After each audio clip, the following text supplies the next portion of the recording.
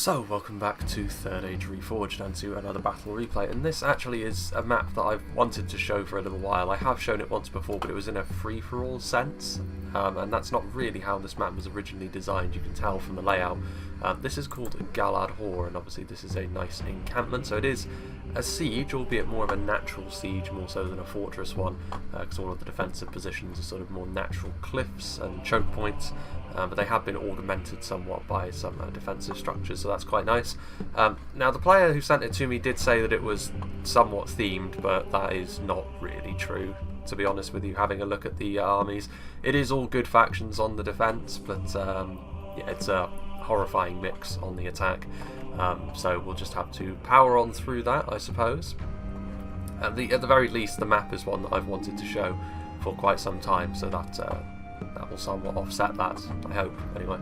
But we shall have a look at the attacking armies first and foremost, starting off with MP Bakami 13, who's going to be playing as the Dwarves of Khazad-Dum. Warriors of Khazad-Dum are here, so obviously when they're on the attack Khazad-Dum, they don't have quite as much money to spend, so it does make a good deal of sense that you have the basic warriors making up a decent part of your core. But the Legion units are still what it's all about for Khazad-Dum, because obviously the quality that they offer, really strong infantry. Now the second Legion, they aren't maybe as good as the Hammers of Gundabad, but in this case maybe they would be actually, because the shields might be more useful than the unbreakable trait, at least in this case, depending on how they're used, we shall see. Mithril Guard are here, obviously 3 hit points. Very few infantry units in the game can boast having a hit point level as high as that. The only one I can think of off the top of my head is the Pharazim Swordmasters from Numenor, but yeah, obviously a very strong unit of Dwarven infantry there. Some Sons of the Fallen on the front, which are also very expensive, in addition to some Khazad-Dum Reclaimers. So some very nice range support, in addition to some really strong spears. The Iron Watch of Mirrormere in any sort of siege type situation are going to be really useful, whether it's on the attack or the defense. Very expensive, but also very worthwhile. So that is interesting. Now Khazad-Dum won't necessarily bring the triumvirate of elite infantry that they have in the Legion Bodyguard, Guards of Khazad-Dum, and the Mithril Guard. They may instead opt to dump a lot of money into the Iron Watch of Mirrormere instead, especially in a siege like this. Some unupgraded 4th Legion, but again, their defense and their formation makes up for the fact that they won't be bringing their armor upgrade. Sentries of Khazad-Dum, so again the slightly cheaper option when it comes to pikes, and he does have the Hammers of Gundabad here at the back, so locked morale of course, unshielded in comparison to the 2nd Legion, but still very strong when it comes to dealing AP damage. Then we have Isengard, commanded by Grizzly Fox. He's got a full line of Dunlending clansmen. So obviously again, like, it's unlikely, to be fair. Well, actually it is. I know for a fact there is cavalry on the defending side, but that would be their main strength. Other than that, they fill the same role as any fodder unit will. Uruk-hai Raiders, so the cheaper line infantry unit Isengard have gone for here in some numbers, which is probably about right considering they're on the attack and they won't have quite as much money to play with, but they do still have the Uruk-hai infantry, which again is not too surprising, because one of Isengard's main qualities is the fact that you can have a decently, a decent quality front line in comparison to the other orcs, whilst not overly compromising on your numbers. So that's very nice. On the end here we've got some Uruk-hai Berserkers, so again going to be really good at hunting down those armoured units, but again, bit of a shelf life on them as soon as their hit points are gone. Very poor melee defense and no armor at all. Trolls of the White Hand, interesting to see how the trolls will be used in this battle. Obviously trolls, time and time again, we've seen them misused. Hopefully that won't be the case this time for Isengard's sake. We've got some Uruk-hai archers back here as well, some crossbows, so some range support. We also have the mighty Nazkai, a little bit out on their own at the back, and a combination of warg skirmishers and warg riders, so it's going to be more difficult for the defenders to use their cavalry with wargs patrolling around. Then, here in the middle, we have Arthedain. So Arthedain, obviously one of the great all-rounders. We have the Evendim Spearmen with the 1st level of armour upgrade, so they've got their just their shoulder pauldrons and their slightly darker sort of leather jerkins, not jerkins, what do you call that? Never mind, anyway. Sort of thicker leather, and obviously the shoulder pauldrons to make them a little bit tougher. Obviously a nice and efficient unit that Arthedain often bring. Arthedain marksmen, decent in a skirmish fight, but nothing too special. They're just here to make up the numbers and make it more difficult for the enemy to skirmish with them. Wardens of the North here, so Gothmog is playing as Arthedain, I should say. Grizzly Fox as Isengard. Evendim archers, some Arthedain pikemen. Completely unsurprising to see them without the armour upgrade on this occasion. We We have some Dunedain Peacekeepers, which are obviously going to be really, really good at dealing with more lower end targets. Like, that's one of the Peacekeepers' main strengths. They will really do a lot of damage to units that don't have the defensive capabilities to stand up to them. Higher tier infantry and line infantry is where, you know, you can beat them. Stuff like the Alcarondas Legion from Umbar, sort of higher tier infantry like that, is going to be able to hold the line against them. But still, you know, the higher melee attack of them is certainly not to be taken for granted, especially in the primarily defensive Arthedain lineup. Aside from that, dismounted Knights of Innuminus, dismounted Fornost-Array Knights are the other aggressive infantry you might see Arthedain use. Obviously they are unshielded, but they are heavy swordsmen, so they do have the really nice melee defense, in addition to really nice attack. But obviously they're not quite as all-round. Well, they don't have quite the same defensive capabilities all-round as the Peacekeepers, but still they do much the same role in many ways. Innuminus Gate Guards back here with a bit of a morale boost, pikemen. And then at the back we have some horse archers, so some Dunedain scouts, and that's pretty much it. We might see the Grey Company pop into existence at some point. Then another Arnorian faction, we have Firewolf, who's playing as Cardolan. He's got some Greenway Garrison spearmen, some Minhiriath men-at-arms, some Minhiriath sharpshooters, Men-at-Arm Roman gatekeepers, so yeah, big array of crossbows, which is unsurprising. Warns of Tyr and Gorthad, I'd imagine there's a lot of Greenway units as well to make up the numbers. Greenway Garrison spears, archers, some Minhiriath archers on the front, some Greenway units, archers and spearmen, and then at the back, even more Greenway units, men-at-arms, and some Dunedain captains, where the general's going to be hanging out. So yeah, nice numerous Cardolan army, which is a nice offset to the Arthedain force we've already seen, which is maybe a little bit more quality focused, with more Fornost-Array Knights and Peacekeepers. And obviously you've got the Dwarves as well, which are always going to be more expensive, but Cardolan bringing the numbers, and they will be alongside Mordor, played by Pharaoh, so that's another heavily numbers focused faction. So some fodder, again, not too surprising to see them. Orc Javelins, we have the Morannon Infantry, Blackguard of Barad-dûr, going to be very useful for getting through those narrow chokes. Some Troll Drummers to keep everything in line, some Olag High. We have a Troll Catapult, which is interesting, and some Temple Guards, so even more armour-piercing arrows from this side of the river. Some Uruk Captains, some Blackguard there, more Blackguard, Morannon Infantry, Orc Javelins, and some Orc Fodder, and that's all we can see. Note some Temple Executioners are in here as well. Excuse me. You can really feel the pollen build up in your breathing system. It's really, really annoying. So now we shall move on to the defenders. The player who sent me this battle replay is Kartunka the Easterling, who's going to be playing as Lothlorien, so very good on the defence, of course, because of their ranged capabilities. Some March Wardens of the Wood, poison arrows, you know, they're really here just to set up the stakes, I think. I think they're going to sort of set up a better defence than this. I'd hope so, because one unit of archers is not going to be sufficient to deal with all of that. Further back, we have some Spears of the Wood. It's actually interesting that Lothlorien are the ones that are most likely to be attacked right from the off. Their allies, I think, are going to need to get over and send some support, because Lothlorien, as dangerous as they can be a bit lightweight in some ways as well. Spears of the Wood are a good example of that. They're not going to be sufficient to take on a really heavy-duty advance all by their lonesome. More March Wardens of the Wood back here. Lorien's heavier units are back here as well, so the Lorinand Spearmen, backed up by the Lorinand Axemen, so a similar thing going on here as with the Dunedain Peacekeepers, albeit to an even higher quality level, I would say, with Lothlorien. Caras Galadhorn's Guardians, obviously pikes in a situation like this can be super handy. And then a large force up on this hill as well. Some Kindred of Celeborn, 2 units of the Kindred of Celeborn actually. Some Lorinand Archers.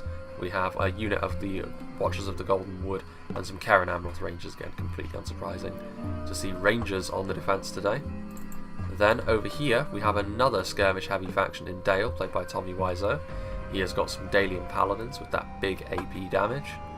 He has got some Dalian Royal Guards, some Bardian Marksmen with the armour upgrade, some Dalian Bowmen with the armour upgrade. So when it comes to engaging in a skirmish fight with Dale, you can kind of try and trade evenly with them, but that's the best you can really manage. If Dale really want to, they will seize control of that fight, whether you like it or not. Dismounted Earls of Dale and Barding Herd are pretty much the best front line that Dale can mess up in a defence like this. You know, obviously pikes might be a bit of an issue, but Dale's archers can deal with pikes. And leave the line battle to be up close and personal, and Dale are pretty good at holding for a long time as well. Primarily defensive in nature though, as a lot of Dale's units can be. Some Dismounted Earls and Barding Herd in a secondary line. More Black Shots, which is always a deadly tool. More Bardians, more Dalian Bowmen, We have some Swordmasters of Esgaroth. So again, not quite as not quite as good as something like the dismounted Fornosterrain Knights, I would say, because the armor is less. But they're still very good in a situation like this, especially when you back up your more defensive units. And then finally we have Dorwinion, played by MSQ2. So he has got a catapult, which is always nice to have on the defense, just in case the enemy does blob up. You can do a lot of damage to them. Elven Marksman. So again, this is actually another faction which is very good in the same way that Dale is in a skirmish fight, just by being really defensive in their nature, really tough to wear down. The Elven Marksman, very similar to the Bardian Marksman in that regard. They're not as good in melee though, obviously, and they don't have the shield, which is a nice thing that Dale have, but still very much the same sort of thing at range. Morroquendi Bow is more damage focused with the poison. The Morroquendi Glade Masters as well, really strong in melee, as of course are the mighty Elven Hammerguard. I love the new unit model for the Elven Hammerguard, it looks great. Morroquendi Pikes and some Elven Vineguard just in behind. And over here we have some Morroquendi Glade Lords, so again a really nice unit of knights, but let us not forget that there are also some Morroquendi Stalkers back over here, because of course most of Dorwinion's cavalry can hide, and there's a lot of room over here, so I'd imagine the attackers are probably quite aware of that. But without further ado, let's begin. So, I think I will actually make a cut here, because I'm not sure when the attackers are going to move forward, but they might wait quite a while, because the armies in the north, or not in the north, but the west are going to have to march around and get into the position on the rivers, and I kind of doubt, to be honest with you, that Cardolan and Mordor are going to send anything forward that's substantial. Maybe they will, and if that's the case, it'll be a very short cut, but we'll see. Well, I think we will actually rejoin now, because while the attack hasn't actually begun, it is rather close, I would suggest. Cardolan have moved forward onto this river crossing with some units, but they're not moving forward just yet. Mordor as well, not really mobilising to a full extent, but over here you can actually see that we can see the Morroquendi Stalkers have revealed themselves, but that's mostly because Isengard doing the right thing here. Grizzly Fox, he's combing through the battlefield and trying to hunt down the obvious hidden Dorwinion cavalry, because there was always going to be some Dorwinion cavalry here, and I think that's 3 units of Morroquendi Stalkers, or is it just the 2? No, yeah, it is 3. 3 units of Morroquendi Stalkers who are going to make really quick work at range of these Warg Riders. Horse Archers are a real problem for Warg Riders, and they're already shaken. A lot of that probably has to do with the poison arrows, but obviously these Elven Riders with a lot of good accuracy, carving through the Wargs there. However, they're not alone here in the Horse Archer stakes, because they're having to deal also with the Arthedain forces as well, and that does include the Grey Company. So 2 units of Dunedain Scouts and the Grey Company. So this probably is not what either side was betting on when they picked these units. I think Arthedain was probably thinking they could prevent any sort of sally out with their Horse Archers, but also the Grey Company can fill the role of just being standard rangers as well later on in the battle. And I'm not sure Dorwinion was prepared for the fact that Arthedain would bring so many Horse Archers, but it is interesting because neither of these 2 units are particularly good at taking arrow fire. The Grey Company is the best Horse Archer unit on display, but I would say with all the Morroquendi Stalkers around, you really need to be a little bit careful, because they could be focused down, and that's exactly what's happening here. The Elven accuracy is still there, after all, with Horse Archers such as this. And that's very apparent, and the Dunedain Scouts are no better at taking range fire either. They're very lightly armoured, and you need to be real careful that you could go into the Dwarven Stakes. So MSQ2 definitely doing a good job at sort of cycling around the map here, and the Elves definitely showing their class. The Dunedain capable of dishing out the damage as well, and those Grey Company volleys will be pretty devastating. But that is not the way I think they were thinking of using the Grey Company. Warg skirmishers obviously trying to get close as well, but they've got no chance of getting anywhere near the Morroquendi Stalkers. Wargs in general, obviously Horse Archers are a big problem for them. They're good in melee against other cavalry, but you're never really going to catch swift Elven Riders with their bows out. So that's going to be a real problem for them. Meanwhile, over here you can see Arthedain have crossed the river, and they have got their forces here at the base of this big cliff. So the first army to cross the river really, but it's not really going to net them anything, because they can maybe try and go in and support Cardolan. You can see here right away, once again, Elven Bow, actually no, not Elven Bowmen, Dalian Bowmen in the Dalian Royal Guard, firing down into the Cardolan forces as they approach. Some decent damage has been done, but you don't want to expend too much ammunition on Greenway units. They're close enough now that they are in position to fire, which obviously will mean they're going to need to return fire on them at some point. Also, the Elven Archers on top of the cliffs doing some damage here to the Arthedain Marksmen. So an interesting thing here for the attackers to try and deal with. Obviously the defensive position is such that you're going to have to accept the fact that you're going to get shot on the approach. But once again, I feel as though some aggression is called for. Like, I often say this in a siege, I know, but I feel as though being aggressive here is the right call, because I think so far the defenders have definitely done the right thing with their skirmish. You can see here the Morroquendi Stalkers have really shown themselves to be superior to the Dunedain Scouts in the Horse Archer stakes. Superior Elven accuracy and base damage, I believe, on the Morroquendi Stalkers is slightly higher. The poison arrows have also been useful primarily against the wargs, because their morale is such that you're going to be able to rout them off. These Morroquendi Stalkers, I think, are out of ammunition now, and they're going to charge into the Dunedain Scouts. The Scouts are indeed shaken. Back over there you can see the Dunedain Scouts. The Grey Company are no longer here, I do not believe, or is this them over here? Nope, that's the Warg Skirmishers, unsurprisingly routing in the face of all of this skirmish. Yeah, you can see here immediately. Has this been worthwhile though from the Morroquendi Stalkers? That's the real question, because they've been very effectively used. However, the targets they've taken out, Warg Riders, Warg Skirmishers, and Dunedain Scouts, all units which could be a problem later on, but they're not really prime targets, if you know what I mean. The Grey Company, I think, is perhaps their biggest scalp, because they can be used in the same way as regular Rangers, which I think is very worthwhile to get rid of, and that's exactly what MSQ2 is doing. So I would say that actually, yes, it has been worthwhile, but maybe not to the extent that it looks like. It looks like it's been like a really rousing victory out here, when in reality it's sort of more of just an average victory, not something which is going to tilt the fight heavily into the favour of the defenders, but it will certainly help, and those Morroquendi Stalkers can still be a nuisance out there on the open field. Meanwhile, artillery bombardments beginning from the Troll Catapult, a grazing blow on the Lothorien Spearmen, so Lothlorien won't be too thrilled that some of their heavier units are being targeted, but honestly I doubt the Catapult's going to be able to do enough damage to a single unit to make it worthwhile, so they shouldn't be too concerned, I don't think. Meanwhile, those Greenwatch units, or Greenway units I should say, shooting at the Spears of the Wood from the front. Lightly armoured, I mean, you know, the basic Lothlorien units, even from the front, I mean, they're not that resilient, if I'm being honest. You can see here the Arthedain.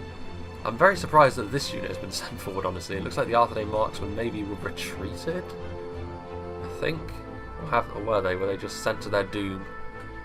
Maybe they just straight up died. No, there they are. But sending the pikes forward, I mean, that's a prime target for those Lothorien archers, getting rid of those pikes. Very, very useful. Meanwhile, we can see over here the Evendim Spearmen and some of the Evendim Archers from Gothmog trying to do some damage to the Dalians.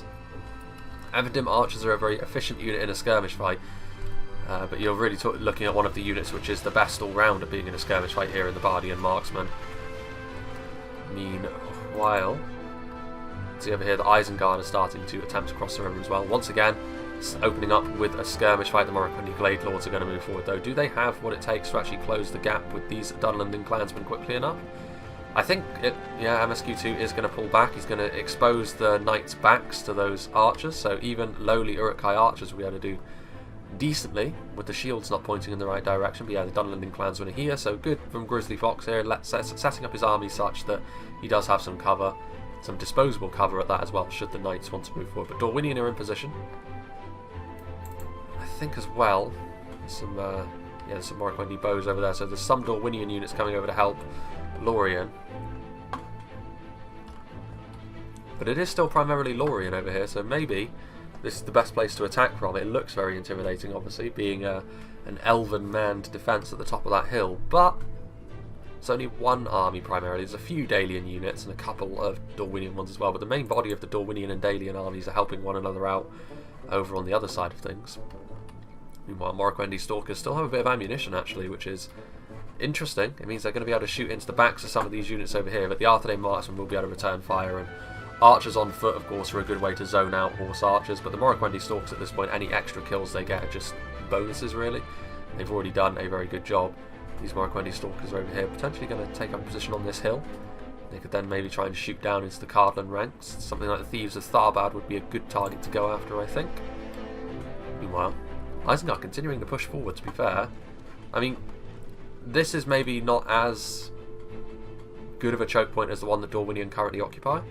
And Dorwinion are probably thinking, well, most of our units over here are the human units. There's really no need to be concerned. These already depleted Uruk-hai archers are not going to be able to do a lot of damage to Elvelyn, which is correct. So we're just going to hold position, let Isengard just throw their archer ammunition into us, and wait for the inevitable fact that they're going to have to move forward into our defensive lines, which is, I think, much the same tactic that Dale is taking. You can see over here, lots of arrows just coming forth from the Abendim archers. Only one Bardian marksman has fallen, though. The good armour, shields, all the good stuff that the Bardian marksmen have going for them. Really good in the skirmish fight, like I said. Abendim archers can also, they don't really have the best angle. Like, you know, the Abendim archers are not actually hitting much, considering their arc of fire. And Dale's still primarily concerned with the fact that the Dwarven army is probably going to be coming their way. They do have a bit of AP in the Barding Herd, and of course the Paladins and the Black Shots. But the Dwarven infantry is difficult to stop, even with all the correct tools. Morroquendi Stalkers continuing to fire in. You can see actually there was a bit of a charge in there. I think they are going after the Arthedain pikes though, which came forward to maybe try and block the charge, but that put them in range of the horse archers that still have ammunition. So yeah, definitely paying for themselves, these horse archers. And there you can see some of the Kindred of Caliborn from the cliff, shooting into the Arthedain pikemen as well. Such a fragile unit when it comes to dealing with arrow fire, especially without the armour upgrades such as they are. So that's going to be pretty bad for them if that continues. Meanwhile, Arthedain marksmen going to fire. And this is going to bait Katunka the Easterling into moving forward with his Spears of the Wood. Are Arthedain going to be able to get their archers out there? They are shaken. If they get engaged in melee, they could break off and then they're gone. And they are. A bit sloppy there, but perhaps Arthedain was hoping for the Cardolan reinforcements to come forward and block this. Even if he was, I don't think Greenway Garrison Spearmen are going to do all that well against Spears of the Wood. Although to be fair, they are, they have a huge numeric advantage at this point. Now they're going to retreat. Very lightly armoured, so they could get shot in the back, but it's the least important unit in Katunka's army, so I don't think he's going to be too concerned. Arthedain have got to be fair, Arthedain have got pretty much their entire army across the river at this point, which is kind of interesting. Their allies still waiting to begin the assault in earnest. Still, these Morroquendi Stalkers, every arrow that hits its mark is going to do some work. These Morroquendi Stalkers continuing to cycle charge into the Arthedain marksmen, who are completely exposed, and every time they move forward their pikes to try and defend, they put themselves in the firing line, really, to the archers that are up on top of the cliff. The Kindred of Caliborn stopped firing now, only a few volleys, but now the Morroquendi bows have picked up the slack. That's more poison arrows as well, so if those units get to the point where they are in danger of breaking, with all the poison arrows heading their way, that's going to be the case. The morale is going to suffer for it. Greenway Garrison Spearmen are moving forward. It's not the best formation though, like a long, thin column. It's really going to play into the hands of the superior quality of the Spears of the Wood, and with heavier Lorien units on the way as well. Like the reinforcements from Cardolan are so far away. If I were Lorien, I'd be really tempted to come down here and just crush them with superior force, because there's no way Cardolan would get the reinforcements over here quickly enough. Yes, there's archers over here, but I don't think you need to worry about that too much. The Minhiriath men-at-arms are over here, significantly better than the Greenway Spears in melee, but still not on the sort of level that you need to be to really seize the initiative against Lothlorien's quality on the front line, especially where their heavier units are concerned. March Warns of the Wood, a lot of these arrows are hitting the dirt. In fact, all of these arrows are hitting the dirt. That's a dreadful waste from Katunka the Easterling, and as well as the defenders have performed up until now, this is the sort of thing which can turn a battle. If you don't use your assets well enough, the defenders have got it all to do. Like, the attackers can afford to take losses. You, as the defenders, cannot, whether it be resources or manpower. Spears of the Wood fighting on the front line. They beat the Orc fodder handily, but the Nazgul are in here now, so good use of the Nazgul. They're in and amongst the lower end units of the fodder and the Morannon infantry. And that's going to mean that Lorien are going to need to send forward some better units to try and deal with the Nazgul, because if they don't, these Spears of the Wood are going to crumple very quickly under the pressure. Meanwhile, all quiet on the western front, as Isengard just sort of waiting, biding their time. Dorwinion very comfortable to just sort of sit there and watch them. You can see over here actually Arthedain moving forward with their Evendin, getting a little closer. Perhaps they're hoping that by moving forward the Dwarven player will then also move forward to try and assist their assault on the Dalian position. Dale, very comfortable. Skirmishes in a very nasty position. Iron Watch of Mirrormere could be exactly the sort of thing to break these Dalian blocks though. 3 units of Earls and 3 units of Barding Herd in total here, and that is the core of the Dalian defence, that. Meanwhile, over here, more arrows flying forth. Lothorien spears moving forward, but it is another unit of spears ultimately. They will do a lot of damage to the support that's around the Nazgul, but the Nazgul are going to make quick work here, especially the lighter Lorien spears, but even the heavy Lothorien spearmen are not going to be enough here to deal with the foe that's upon them. And there's more lower end orcs as well, should the Nazgul require that support. Over on this side, meanwhile, a bit more of a serious assault as well. Lorien's starting to come under a bit more pressure as the Minhiriath men-at-arms are going forward with pike support now. Once again, the pike support is going to be, I would imagine, focused down by some Elven arrow fire, but much like the Mordor assault on the other side, this is ramping up the pressure a little bit, and like I said, I do think Lothlorien are the... I think this is the right call for the attackers to go a little bit heavier into this side of things, because Lorien are mostly defending things in melee on their own over here, whereas Dorwinion and Dale are right next to one another. They can more easily assist each other. Meanwhile, oof, look at that, Elven marksman using those fire arrows, and now the Glade Lords are coming in, so with a little bit of damage done with those fire arrows, maybe they think that they can charge in here, and nope. I was thinking they were going to charge in and try and break them, but that is not the case. A lot of crispy Dunlanders and Uruk-hai. Isengard still not ready to move in, but the dwarves are starting to send some units across. The Khazad-Dum reclaimers are immediately being focused down, of course. Oof. Is that yeah, the black shots are going after them. I was wondering, like, even without shields, I'd be surprised if they were dying that quickly, but it makes a lot more sense to know it's the black shots that are targeting them down, sending them flying. Obviously, they are a dangerous unit, certainly. Exactly the sort of thing which could be used to good effect against the Barding Herd. So it makes a lot of sense to see the black shots doing some damage to them. Arthedain moving in. Also, the standard Dalian archers are also opening up as they cross the river. This unit of Khazad-Dum reclaimers as well. So the dwarves are moving in. Like, this is a pretty big push from the dwarves now, which will mean as well, yeah, Isengard sending across some Uruk-hai raiders. Isengard's reinforcements are a little bit further away, but Isengard need to move in as well. Like, if you're going to attack, it needs to be unified. Even if you think you're going to lose your engagement, chances are you'll be helping your team a lot just by committing at the same time as them. And it can be very difficult for the defenders to deal with such things. Orc fodder are pushed in behind the lines, but they're immediately being introduced to the business end of those axes. Over here on the front line, meanwhile, victory seems certain. So yeah, the Nazgul are doing their best here, but they are now being overwhelmed. So yeah, this is a little bit better now. Pharaoh sending in a lot more reinforcements. So Lorien coming forward with a lot of force, which is good. But now Mordor are going to come forward as well with a lot more. The Orc Javelins are here. The Blackguard could be a real problem over here as well. Like, you could really start to put some pressure on the outer lines here. And Lorien's reinforcements as well, a little bit further away than would be ideal. And suddenly those spears looking a little bit less sure of themselves on the front.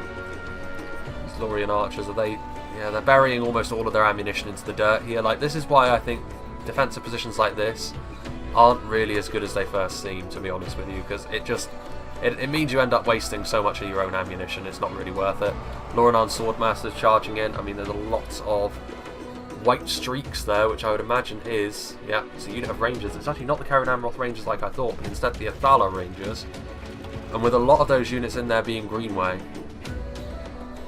that's going to be pretty devastating, honestly. The Rangers are going to do a good job here, and of course the Lorien quality on the front line is going to be such that they should hold for easily long enough for those Athala Rangers to really rack up some kills. There's some bandits moving forward, but that's not really going to be enough to change the shape of that particular engagement.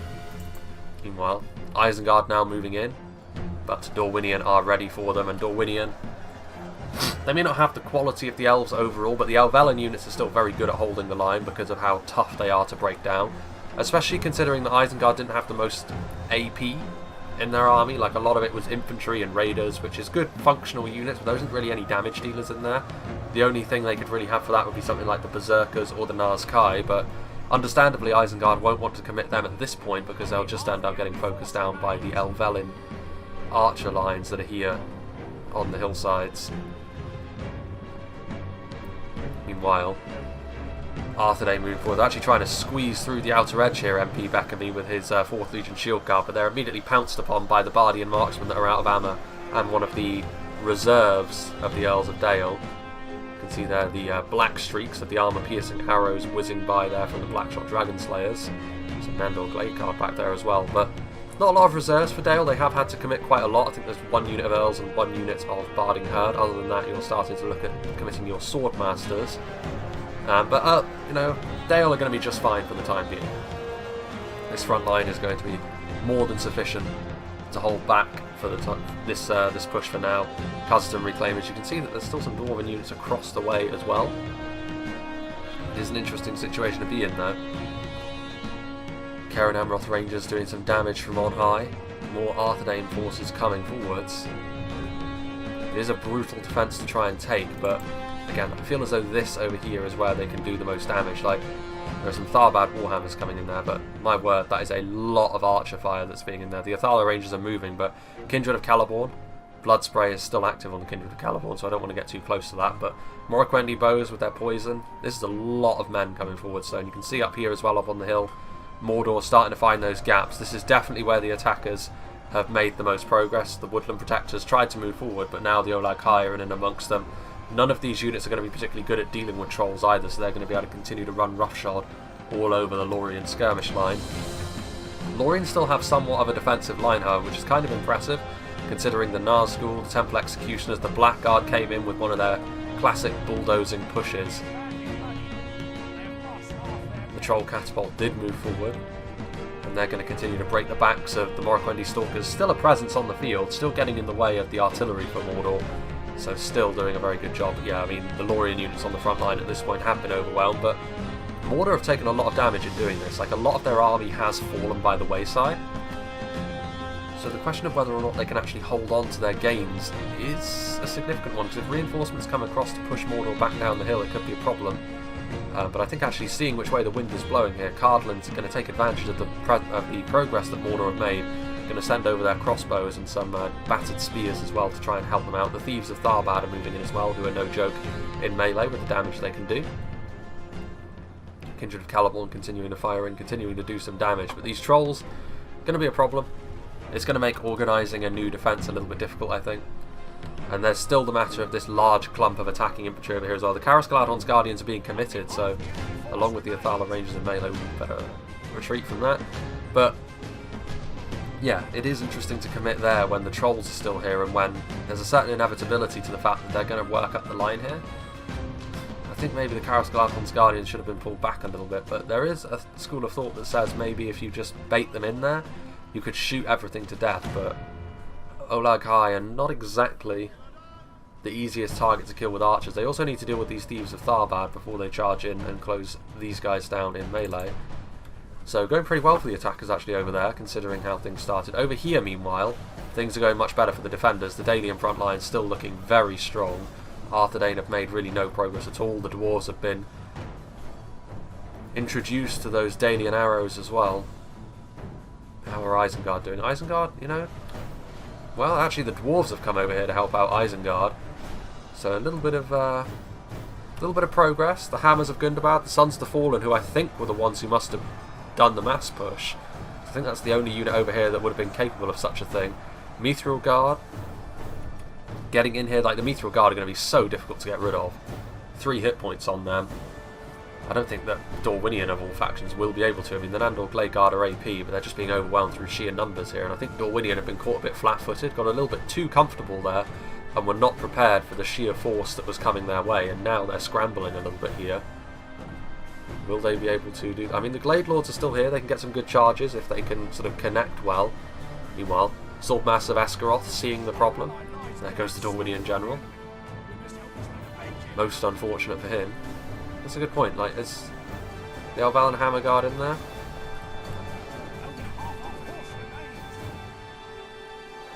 I think they were. You can see all their shields and, you know, Mithril Guard showing themselves to be the monsters that they are. The Swordmaster of Esgaroth and some Morroquendi Pikes coming over here to try and shore things up.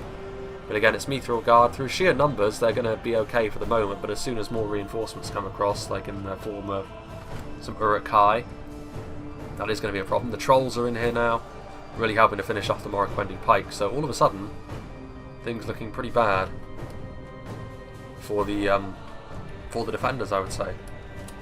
The great hope for the defenders will be that the attackers expend so much of their power doing this.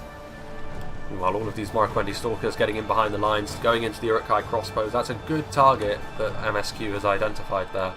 And if he continues to do... Ooh, Iron Watch of Mirrormere, like, this is the one front line where the defenders are still holding really firmly. But the Iron Watch of Mirrormere could change all of that with a few volleys, with how densely packed all of the Barding Herd and all of the defensive units are.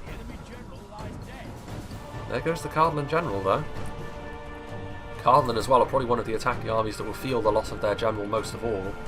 They and Mordor, I would say. But Cardolan have got their crossbows in position now, and that's a real problem, honestly, for the defenders over here, whose defence was primarily being made up of their ability to seize control of the range game. That's not going to be the case with crossbows running amok in range of all of your archers, continuing to retreat up that hill. But over there you can see Dunedain captains, dismounted Fornos Terrain Knights getting shot, and they haven't actually surrounded the Caras Galadhorn's Guardians yet. Caught a little bit flat-footed there, the attackers. They could have been a little bit faster. Meanwhile, this unit of Kindred of Celeborn was left behind, and the Uruk captains and the Temple Executioners are going to be more than sufficient for finishing them off. Again, more devastating volleys from the Watchers of the Golden Wood, trying to attack the attacking Rangers. They did such a good job at shutting down the Grey Company earlier on. It's going to be a little bit more difficult to get rid of the Adunaim. Like I said, they are the best ranger for skirmishing in the game, really, because they've got the highest armour. But the Watchers of the Golden Wood are not exactly the easiest unit to survive. Black shots out of ammunition, charging into melee against the dismounted Knights of Numinous. I mean, Dale, in spite of the pressure from the Iron Watch of Mirrormere, is still winning handily on the front line. The Morroquendi Stalkers offering their support. Oof. That shaking effect. The Iron Watch trying to get into a good position. They've got some good volleys, but not great volleys, if that makes any sense at all. Keldon River Patrol presumably have used some volleys from their javelins at this point and have now charged into melee to try and shore things up. Mithril Guard, despite being horribly outnumbered, still fighting hard. They've got the support of the Berserkers, to be fair, which is a serious unit to have in your favour. The Sons of the Fallen still fighting hard. Nandor Glade Guard, though, AP, it's going to cost them to get through here, honestly. Nandor Glade Guard over here, like, the problem is they're actually winning further into the settlement, but further out, because of the Glade Lords offering support with these cycle charges, they're getting shot by the crossbows, so this does have a limit to it, but that cavalry support has really made a big difference. And now, all of a sudden, over here, it's kind of going to be a Pyrrhic victory for whoever goes on to win this, really. There's some Bardian marksmen over here, but yeah, these trolls making a nuisance of themselves. There's only 4 of them left. They've been through the mill a little bit at this point. Dunlendon clansmen are moving in. Not exactly the heavy-duty reinforcements they were hoping for over here, I'm sure, but they still have the backup of all of these ranged units, including the Iron Watch, actually. We're probably going to try and shoot into that nasty blob up there, but they could get some friendly fire in the doing, which... yeah, they are. They're going to get some friendly fire. Most of it, to be fair, will hit... well, I don't know about that. Most of the kills were on Kelton River Patrol as well, which is not really worthwhile. Rangers are going to offer their support as well by shooting into the Berserkers. The Dalian Paladins are on the way over. They probably want to steer clear of the Berserkers, to be honest.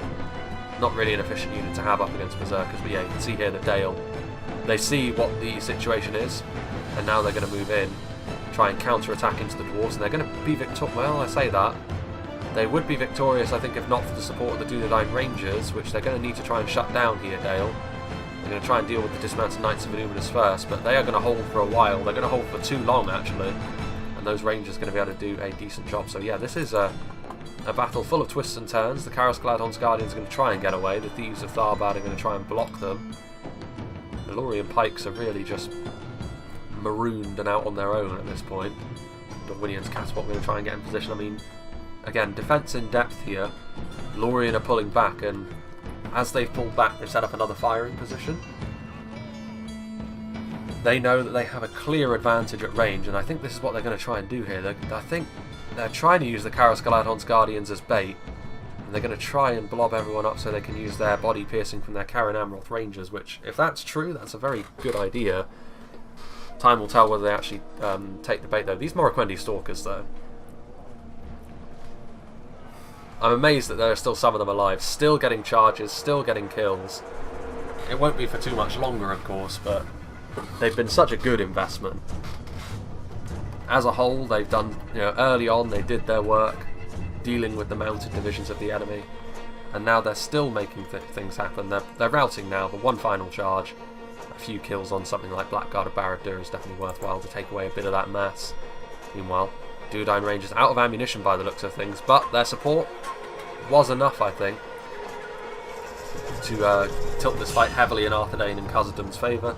Warns of the North with the sentries of Khazad-Dum going to be able to finish off this Dalian resistance that tried to counter-attack. Now though, more Dalian units are getting into position. The Dunedain Rangers still have ammo actually, but they're going to get chased down by the Dalian bowmen, who are going to be better in melee because they're tankier. And there's still the small matter of some Dalian Royal Guard as well. Meanwhile, yeah, and the support that came across has been enough, I think. Uruk-hai crossbows now make up the bulk of the force in melee. There's still some Mithril Guard, being the absolute units that they are in melee, but it's not going to be enough anymore for them to outright win this fight. And the Dalian Paladins are over here. They've managed to catch the Iron Watch of Miramir, which is disastrous for the dwarves. If they still had any ammunition, that's going to be a problem for them, because those big great maces are going to be more than sufficient to deal with them. Exactly the sort of unit the Dalian Paladins are going to be good against. Dunlending clansmen over here, helping the trolls finish off the Bardian marksmen, what's left of the trolls anyway. So yeah, really, really bloody fight over here. Morroquendi pikes are routing actually. I do think the attackers might still be victorious in the long run here. The Mithril Guard will fall to the Nandor Glade Guard and the support they've got around them, but the Nazkai are moving forward. There is a school of thought which says maybe the Nazkai should have been committed sooner. Maybe that would have led to an earlier breaking of the defence, but that is only speculation. Still some Dunlanders. There goes Balin, clonked over the head with one of those maces. But yeah, there's still enough here for the attackers that they can still make a play, but the problem is Dale over here have still got their forces, and now they've moved forward with the Dalian Royal Guard. They're going to be able to finish off the resistance that's here. They're going to continue to chase down the Dunedain Rangers, but with all of these units they can turn around and then meet the advance of what's left of Isengard. Nazkai and Dunlending clansmen will not be enough to reverse that tide. Over here, meanwhile, Dorwinion, using their catapult, maybe trying to panic the attackers. One thing the attackers definitely still have in their favour is the fact that Cardolan still have their crossbow companies, which can be such a problem. Karen Amroth Rangers, yeah, they need to move forward here. I think the attackers, the longer they stay here, the more danger they're in of just taking some unnecessary losses. The Troll Catapult, in classic Medieval 2 fashion, is kind of getting stuck on the geometry, which is unfortunate for Pharaoh, but let's see if he can change his fortunes. What's going on there? Where are the Temple Guard going? Way back here. You can see this is a part of the map which is probably not going to see use in a battle sense. I mean, there's still more back here, there's still a lot more defensive positions you could potentially take up, but again, on a map of this size, you're not going to see all of the map used in the same battle, because it's just so vast that if you were to do that, it would be one unit versus one unit in every choke point. It would also be incredibly long. Minotaur Roman Gatekeepers going forward. They don't have the armour upgrade, but they're still a very tanky unit of crossbows. Blackguard are there. You can see the Morroquendi bows doing some damage from on high. The catapults will also join in, I'm sure. There are some Uruk captains, a bit depleted from their encounter with the Kindred of Celeborn.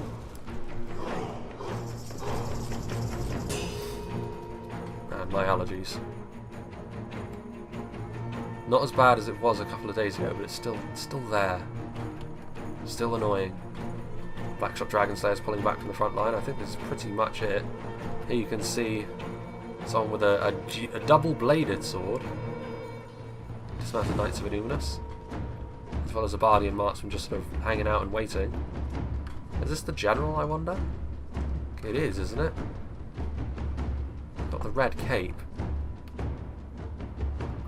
That would be interesting. Meanwhile, Thala Rangers coming over here to offer their support. Still a few Uruk-hai infantry left, but they're just being overwhelmed at this point. Rangers, tough to kill quickly for a unit of basic infantry because of their high defence. They're not great in melee, the Rangers. Their high melee defence is really the only feather in their cap there, but it's not bad. Meanwhile, actually, the Dalian Paladins have been swallowed whole. Dunlending clansmen and Nazkai moved forward and really gave them the business. Nazkai is such a dangerous unit to have in the late game, but the attack from the rear has commenced. The Dunlending clansmen that were over here blocking the way in Skiltron formation. Not often you see that. It was more common in 3rd Age Vanilla, I will say. The hedgehog formation as it is. But yeah, these Dunlanders are going to fall away pretty quickly. But Dunedain Rangers getting in position. Still getting chased by those Earls, and those Barding Herd are going to try and sandwich them as well. But Uruk-hai Archers and Nazkai heading down the hill. I mean, Daily and Royal Guard are good in melee, but the Nazkai are another matter entirely. They are going to fight. Daily and Royal Guard. Also a downhill charge from the Nazkai there. They have the slight numbers advantage. I mean, maybe with the Dalian Bowmen giving them a hand, maybe they can wear them down, but they need to surround them, I think. Fighting from the front just plays into the absolutely enormous attack that the Nazkai can lay down. Meanwhile, what's going on over here? Some rousing Snaga. Nothing we need concern ourselves with then. Well, there goes the catapult, getting a little bit further forwards. The Blackguard of Barad-dûr biting off more than they can chew, as is often the way. And now they're getting swarmed by Morroquendi bows, pulling out their glaives in melee. More Morroquendi bowmen. Minhiriath archers have moved forward. But the Cairn Amroth Rangers, who are out of ammo, but the Cairn Amroth Rangers with a two-handed sword, they'd be my personal pick for... Actually, I don't know. I think it would be either them or the Adunine Shadow Bows, I would say, is the best ranger.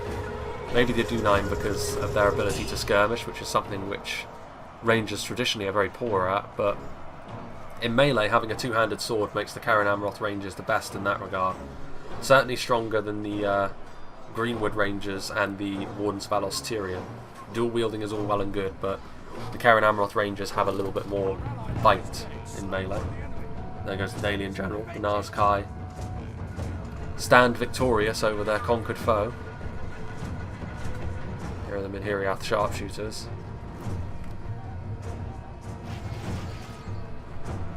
Volleys going off. I mean, the Watchers of the Goldenwood are going to be really dominant in melee over here at this point, I would suggest. They're going to have to try and kill them with crossbows, but they really have not got a lot left. I mean, Mordor and Cardolan were technically victorious getting through the choke points here, but it came at a big price. And ultimately, I think the defenders will still have enough left to win over here. So the question is, will the attackers have anything left from this fight here? I mean, the Dunedain Rangers... Yeah, I think the attackers will. They are going to defeat Dale, I think. The strength of the Nazkai. Dunlending clansmen. Daily and Royal Guard pretty much all gone at this point. Nazkai is they're gonna try and get in to save the Rangers. There's some Uruk-hai Archers at the top. I mean, yeah, the Bardian marksmen do not stand a chance against the Nazkai. I think the problem for the attackers is I can see like they're gonna beat Dale over here. I'm pretty sure, but they're not gonna have enough left, I think, to challenge the defenders over here. Because yeah, you can see at this point Cardolan's morale has completely collapsed. They lost their general a while ago, and when it comes to dealing with a charge like this from the elves, yeah, their morale is not going to be able to hold itself together. What happened to the Temple Guard? They moved over. Did they go all the way around, I wonder? Are they over here at this point? There goes the Mordor general. You're at Captain's Court. There's a Mithril Guard in there. Oh, that's because we're over here. Yeah, so Mordor did. They circumvented the whole situation and they're moving over here to link up with Isengard, which is a good idea. They still have some Moran on, but the key thing here is they still have their Temple Guard, and they still have a few Uruk captains, so at this point in the battle, those elites are really going to be very necessary, because they're going to need something to try and go toe-to-toe with the Watchers of the Golden Wood. And the Temple Guard can do that. That was Nazgul I saw there, so they still have some Nazgul, albeit it must only be like one or something. Is this him? Yes, it is. It's literally one Nazgul that they have left, but still, that could make a big difference. Dunedain Rangers, a Dunedain Shadowbow, so 2 units of Rangers, some Trolls. Yeah, this is actually a pretty decent force they've managed to gather.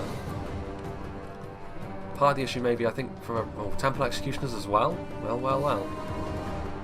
How very interesting. This battle is certainly not over yet. What have we got here? Nazkai.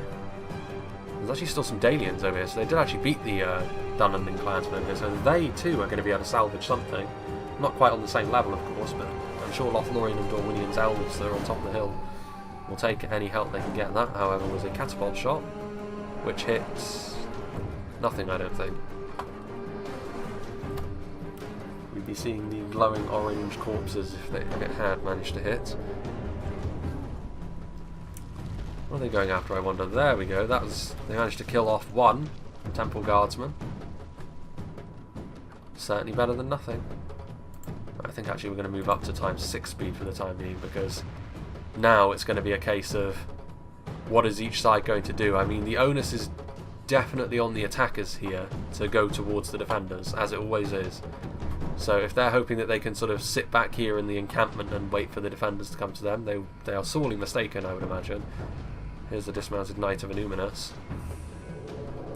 The Dunedain Rangers are moving forward. Interesting to lead the way with the Dunedain Rangers, considering, I think, archer-wise, the defenders still have a little bit of ammo, I would imagine. Maybe they don't. It's possible that they don't.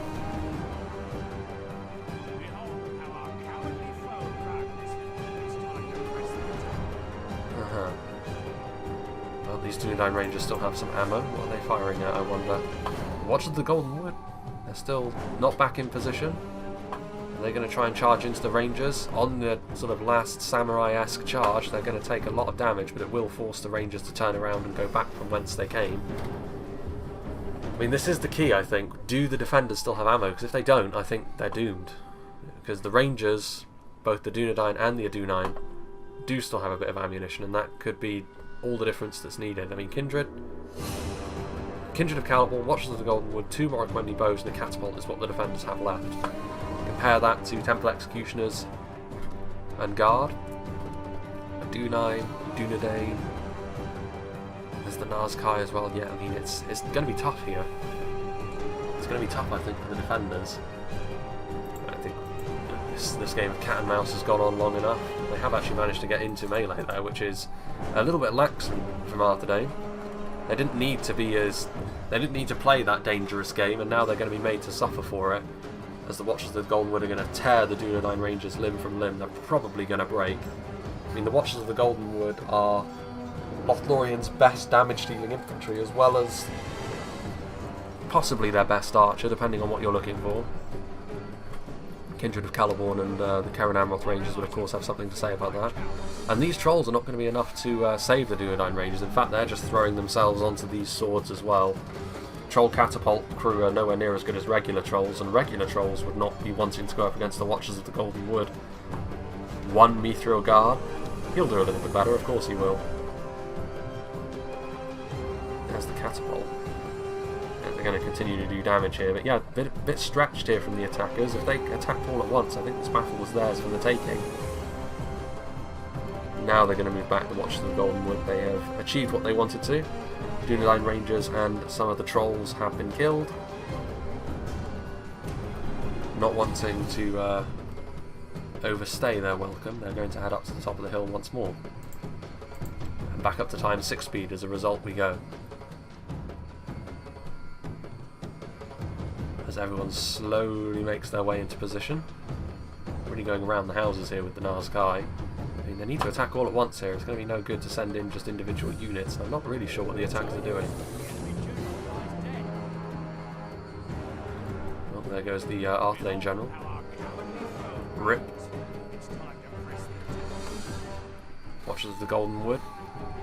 Celebrating. Everyone hiding behind this hill. So yeah, I mean, I really don't know what... I guess you can't go through this encampment, and that's why the attackers are having to go all the way around.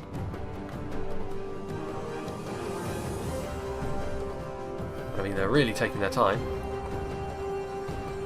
There's not much time left in the battle, to be honest with you. I think maybe they're dribbling in their units here, the attackers, and with it they may be throwing away their chance of victory here. Because these like supporting units, like individually, they're not that important, but Dunedain Rangers, now Moran on infantry, that one Mithril Guardsman who just got killed on the charge, these Uruk-hai archers, who would have routed if the Watchers of the Golden Wood hadn't actually retreated. They needed to attack all at once here, and they haven't really done that, and as a result now, they really only have their elites remaining. And I'm not sure that's going to be enough. It might be. Temple Guard, very strong. Nazkai, even though I think they're actually still... Yeah, they're too far away. What are they doing?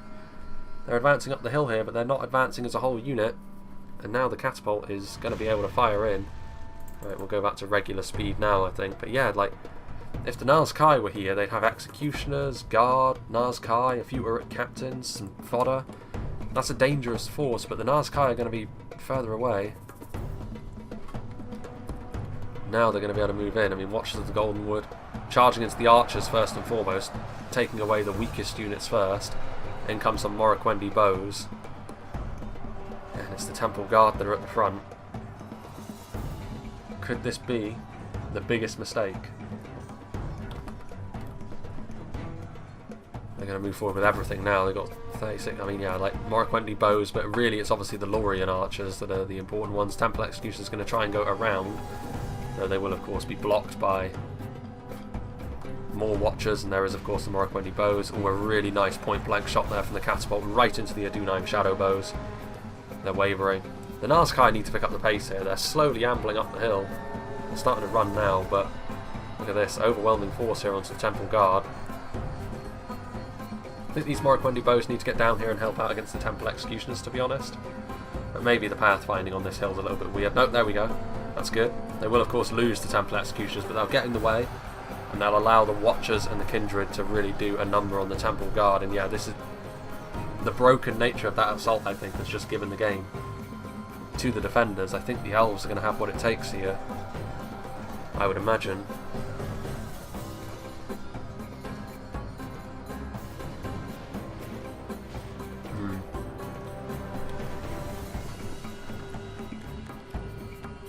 The catapult is wanting to fire, apparently. I know they're going to try and go after the Adunheim shadow bows. This one catapult is just waiting for its chance. The piece is loaded. But not going to get a chance to fire by the looks of things. Not that it matters too much, because the Temple Guard are slowly getting ground down. Temple Executioner's doing a slightly better job. There's one Nazgul in here somewhere, unless he's already dead, which is a possibility. He's seen a lot of combat. Kindred of Caliborn's still very healthy. Watchers of the Golden Wood. Those Morroquendi bows are taking a lot of damage at the hands of the Temple Executioners, and now the Nazkai are here. I mean, it's not ideal, because the Nazkai are primarily better at dealing with factions which focus more on the armour, more so than the melee defence. The Lorien's melee defence is certainly nothing to be sneezed at, especially with the Kindred of Caliborn. Like, that dual wielding makes them really difficult to wear down. But it's going to be, I mean, that is going to be interesting as well. Like, a bit of support from the Adunheim could be what it's called for. If the catapult won't fire, there's actually a case for saying maybe the catapult crew should get in there. Just more men on the front line. Yes, they'll just be there to get in the way of the blows, but better for it to be a catapult crewman than a Watcher of the Golden Wood, for example. The Watchers, there's only 13 of them remaining, so more and more of the fight is going to have to be carried by the Kindred. You could stand to do worse. Yeah, those shots are coming in. Like, the catapult crew could also try and squeeze through and just close down the Adunheim in range. Some of the Watchers are getting through. I mean, this is definitely what they need to do. They need to stop, because like, this is how the attackers could still win this fight, is if they continue to shoot. But I honestly think that the attackers' manpower is starting to let them down a little bit. There's 5 executioners left. Yeah, the Nazkai are just getting rinsed in melee at this point by the Kindred. So yeah, this is going to be the end. And the defenders are going to win, but it was real close right up until the end. And if the attackers had attacked in a little bit more unified a fashion there, victory could have been theirs. But this was a very high quality battle, I have to say. Very interesting. Lots of back and forth on every front as well. Yeah, very interesting. It's a good map as well, honestly. It's a good map to attack because it's simultaneously very nasty to attack, but you can use your skirmishes to good effect, get into position to support. All around, it's just a really nice map for a large-scale siege like this, I think. And it's nice that we get to see it as it was intended. Last time we saw it, it was in a free-for-all after all, which is nice, but this is definitely how this map was intended to be used. Kindred of Caliborn doing the business. The Adunheim shadow bows will break in the face of those 5 Watchers of the Golden Wood as well. There's only 12 Adunheim, and there we go. The battle has ended. Unfortunately, actually, you know, we won't actually get to see the kills at the end, but I mean, the result there was obvious. And I have to say, I think I would give the MVP in this fight to Dorwinion. Dale and Lothorien played very well, but it was in sort of a more standard defensive way, whereas I think Dorwinion, their play with their horse archers was really good. And in addition to their defence, which, yeah, it crumbled first, but, you know, Dorwinion's infantry is, you know, considering what they brought, is probably on the lightweight side of things in comparison to his allies. And also, he got focused by, like, a dwarven mass push with Isengard crossbow support, so there's little you can do in that situation, I think, especially as Dorwinion, who, you know, are quite one note as far as a faction goes. But yeah, good play with the horse archers. You know, who knows what damage the Grey Company could have done later on, and the horse archers just hunted them down. The wargs were gone. You know, even those javelin wargs, you know, with the damage they can do later on, could have been a real problem. And of course, even after destroying the cavalry contingent of the enemy, the Morroquendi Stalkers then continued to sort of get kills throughout the match, which was obviously very useful. As far as the attackers goes, I think it was interesting. I think they did decently enough. I mean, they did, you know, crack through all of the defences eventually, but in every case, you know, with the exception of this choke point here, I think Dale, you know, they were outright victorious there, but everywhere else they were able to break through, but it came at too high a cost, is what I would say. Maybe the Isengard Khazad-Dum push over against Dorwinion, you could say, was cost effective, and it could have been, I think, if they had managed it a little bit better. I think the key here was when they started to make the breakthroughs, they didn't really have the reinforcements on hand, and they didn't really have the organisation to make it efficient, because they did make it stick in several cases, but by the time they were fully done dealing with all of the resistance, like they'd lost more than they needed to, I think, and that ended up sort of being the difference in the end, because the margin was so slight. It was only just over 50 men that the defenders have managed to win by. So yeah, a very impressive battle. So big thank you to Katunka for sending this one to me. Very nice map indeed. As far as what is next, I think we will be moving into another tier list next. Yeah, I mean, we'll play it by ear, really. Like, I think the early part of June is going to be... It's obviously with all my semester 2 stuff being recently finished, it's sort of a case of me waiting to hear what I actually need to do next. So yeah, I'm in kind of limbo at the moment. I'm both in my studies and kind of in my YouTube channel as well, I would say. It's one of those interesting situations where I kind of feel as though I need to do something, but I'm not sure what it is. Yeah, but regardless, we will be moving on to another replay next, I'm sure. Time will tell what that is. Obviously there's the tier list as well, which will probably be the next one, to be honest with you, to give me a little bit more time to collect my thoughts and think about what I want to do next. But yeah, I hope you enjoyed this, and I hope you'll join me for whatever is next.